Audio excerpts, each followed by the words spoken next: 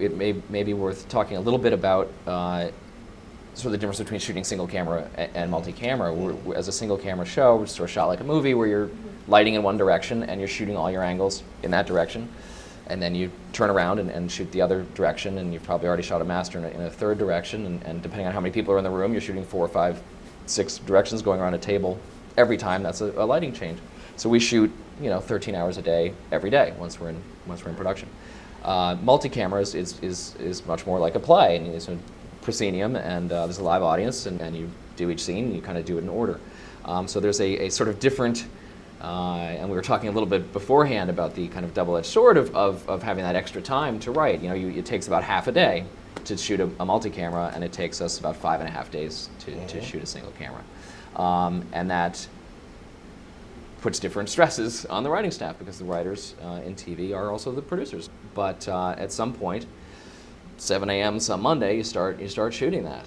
What's it like to, you have the advantage of having an audience come in every day to tell you about your work. It's instant validation, pretty much. Right. But there's also a rehearsal, and it's filled with some people, people that work there that maybe haven't seen the scripts all day, so it's fresh material to them. Right. And you kind of just like hope the cameramen laugh their ass off. You're like, come on, that's a good joke. So so there's usually sort of 2 tests.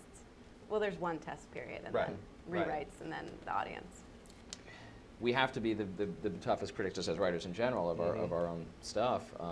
But in single camera, you really have to sometimes dig for the reaction and see if you're in the right place. Obviously, the table read is the biggest place, or the clearest opportunity to see whether things are playing or not. When you have an audience come in and hear a show on multi-camera, the demand is to rewrite constantly, obviously, because the audience is there to tell you. And Cosby used to like to, whenever we thought a joke would work and he wasn't doing it, during rehearsal, we would say, we think this is going to work. And finally, he would just give in and say, well, the people will decide. That's how he put it. So you better be prepared for it not to work. Because he'd go out and kill it. Yeah. Sometimes you'd go, all right, I'll show them this. I'll show them who's in charge. Performers have a way of making something really that they love work, if they really love it. Some performers, can make things they don't love not work. No one at 30 Rock. Seriously. But we've worked with people who are geniuses at tanking something they don't like. Really? Oh, it's amazing to watch, It's impressive. Yeah. Like, I couldn't do it. It's the nuances of, this is a great joke, and you just don't quite do it right. And you're much better than that, or you're doing that on purpose. That's one of the great joys of working on series television, is you work with people who have characters that they know well. They're just augmenting whatever you do, or they're inspiring you to do more, and there's a great interplay between writer and performer that way. And you probably have that on your show as well. They've been playing these characters for a while. Yeah. They bring a richness to the table. Yeah, absolutely. Yes. I'm good at giving things you can't add to, but Bill is like an amazing fountain of ideas and talent. And he's a guy who could go on stage alone with a chair and a cigar at the time and regale 10,000 people for 3 hours. He didn't need writers. And all the like foundation of the show came from his mind. We tried to get ahead in the pre-production period, but Bill was also a guy who would give us script ideas, and when they were read at the table, he would basically hold his nose and say, this doesn't work, and why did you guys mess it up? And throw it out. So we would start page 1 rewrite on Monday night for a Tuesday read-through. Yeah. So we got behind quickly. That's basically how it worked. And that process was right for him. And I think that shows can actually find whatever the psychology is of the performer who's kind of in charge. It sort of fits who they are, right? Obviously, Tina has a huge hand in the show. Equivalent probably to Bill's on that show. Fortunately, I think she likes to know things way ahead of time and have a real plan rather than changing everything after the table read. So it's a similar situation where if it's something that she wants to do, and I go and pitch it to Alec, and they're on board, and it'll happen, which can be really good. You can also take something that it seems fully formed and back to the drawing board. But you, as a writer, you want that. I mean, you have it with Stephen too. You're working for performers. You're trying to make them comfortable and confident and be in their wheelhouse. When it's someone like Alec and he's got an enormous wheelhouse, when something doesn't work, you can only blame yourself, which is the last thing you want to do as a writer. It's true, and I've learned more from the people I work with now than anyone. And Stephen, I mean, a lot of people see how amazing he is as a performer, but he's the best writer. If he could clone himself, he wouldn't need any of us. Like he's really unbelievable as a writer as well, and definitely really inspiring as a guy. I mean, for me, I have to say Gary Shandling was one of like the really sharp, one of these minds that are totally unpredictable, surprising, can be dark, but there's a lot of funny in his dark. I mean, he's really very inspiring, and and demands as much of himself as he does of the people around him. My first job, as was mentioned, was on the Dana Carvey show, which I don't know if people remember it, but Stephen Colbert, Steve Carell, Dana Carvey, Robert Smigel, Louis C.K., Charlie Kaufman. Wow. I mean, it was this insane, and I was just this kid, and I thought, oh my God, is this what every staff is like? And that's why it's really hard on a show to sort of say, well, it all starts here, or it all comes from this person. I mean, we have the people that sit, that are most visible, that are creatively really, but at some point, they can't do everything. They have to have the minds of everybody who comes. Have you ever been part of like being in a room where something is so funny you can barely get your breath and it doesn't work when it gets on stage? All the time. I want to think of an example. There is a kind of laughter that I've come to identify that I feel like this is wonderful, but we're enjoying this in the wrong way. This won't be enjoyed by anyone outside of this room. And I think I'm getting better at identifying it before we put it in the script. Right. One writer I work with, he has an ability you pitch an idea that's pretty bad, and he'll somehow like mine it for the gold, and then pitch an awesome iteration of it that you couldn't have ever thought of, and that works beautifully. And then you still think it had something to do with you, but really didn't. It was him. But yet it does kind of have something to do with you. Sort of, yeah. I mean, sense.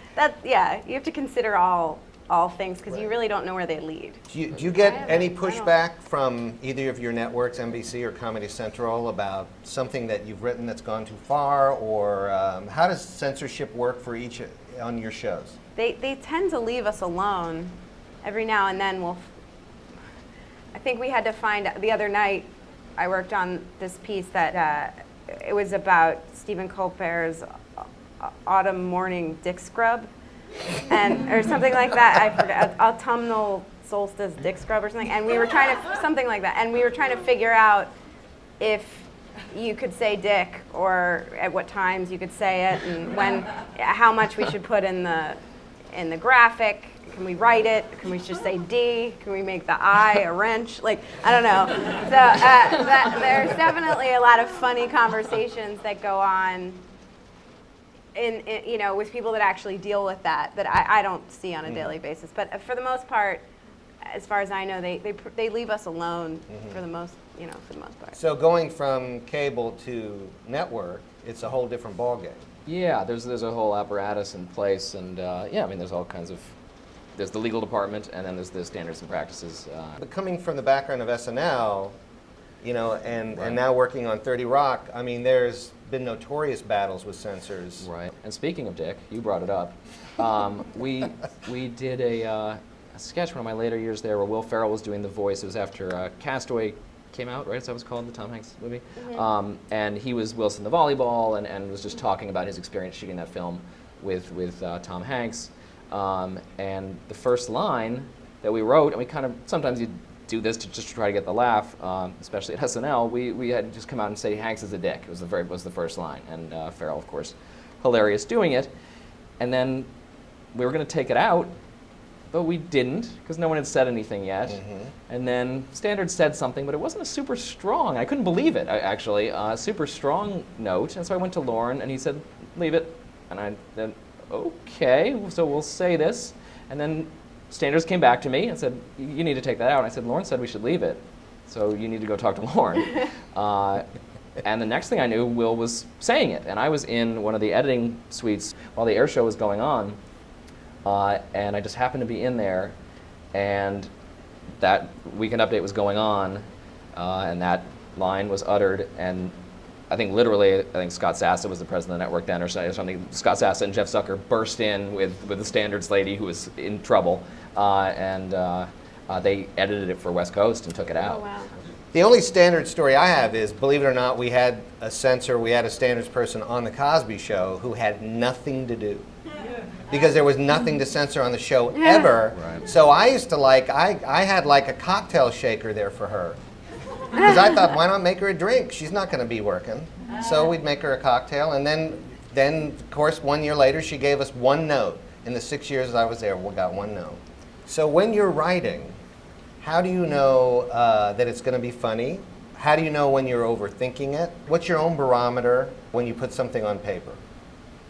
Well, on our show, we tend to write in pairs for the most part. So you always have a built-in audience. You pitch a joke, if it gets nothing, it's probably not the best joke, you know. So, and if you can make each other laugh, you know, you're on to something good. You know, as the person who has to take it to the next level and make that decision of, is this going to go in the script? Am I going to go pitch this to Tina? One of the barometers I try to use is, am I going to be proud of the crew? If you watch the crew work, you watch a single camera crew work and tie knots and hoist heavy things, and I try to ask myself, am I going to feel like the crew will be okay about it? Will feel like they're doing something worthwhile? You know, between that question and you know, the smaller question, where am I going to start to get embarrassed or lost? And so we need to keep working harder to prevent that. Yeah, I try to use the crew litmus test of, are these guys going to go home and tell their wives, I don't know what this show is, this is idiotic, or husbands, whether they're men or women. Anyway.